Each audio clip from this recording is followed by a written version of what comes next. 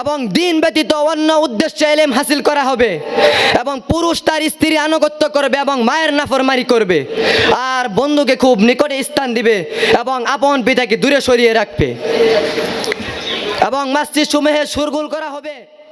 সর্বপ্রথম মানবত্বের শির অবনীত করছি লা শারীক মহান রবের প্রতি, যিনি ছাড়া কোনো ইলাহ নেই, এবং দরুদ সালাম বর্ষিত হোক আমাদের প্রাণাধিক প্রিয় রাসূল করিম সাল্লাল্লাহু আলাইহি ওয়াসাল্লামের প্রতি।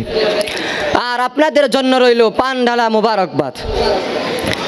প্রিয় ভাই সব, আমার বক্তৃতার বিষয়বস্তু হচ্ছে কিয়ামতের পূর্বাভাস। রাসূল সাল্লাল্লাহু আলাইহি ওয়াসাল্লাম বলেছেন কিয়ামতের পূর্বে কিছু আলামত প্রকাশ পাবে, তা আমি আপনাদের সামনে তুলে ধরব।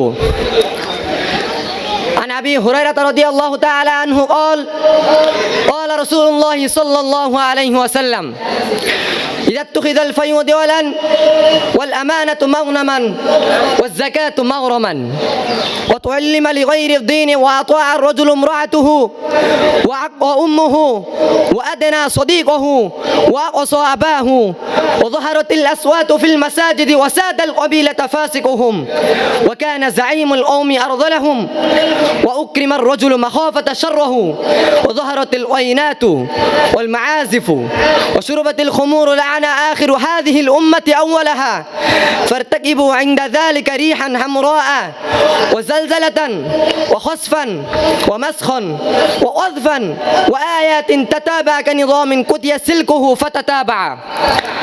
হযরত আবু হুরায়রা রাদিয়াল্লাহু তাআলা আনহু বলেন, রাসূল সাল্লাল্লাহু আলাইহি ওয়াসাল্লাম বলেছেন, যখন গনিমতের মালকে ব্যক্তিগত সম্পদ রূপে ব্যবহার করা হবে এবং আমানতকে গনিমতের মাল মনে করা হবে, যাকাতকে জরিমানা ধারণা করা হবে এবং দিন ব্যতীত অন্য উদ্দেশ্যে ইলম হাসিল করা হবে এবং পুরুষ তার স্ত্রী আনুগত্য করবে এবং মায়ের নাফরমানি করবে আর বন্ধুকে খুব নিকটে স্থান দিবে এবং আপন পিতাকে দূরে সরিয়ে রাখবে এবং মসজিদ সমূহে শোরগোল করা হবে, ফাসিক ব্যক্তি গোত্রের সর্দার হবে, জাতির নিকৃষ্টতম ব্যক্তি তাদের নেতা হবে, ক্ষতির বয়ে মানুষের সম্মান করা হবে, গায়িকা ও বাদ্যযন্ত্রাদি ব্যাপকভাবে প্রসার লাভ করবে এবং মদ্যপান বেড়ে যাবে এবং এ উম্মতের পরবর্তীকালের লোকেরা পূর্ববর্তী লোকেদের প্রতি অভিশাপ করতে থাকবে।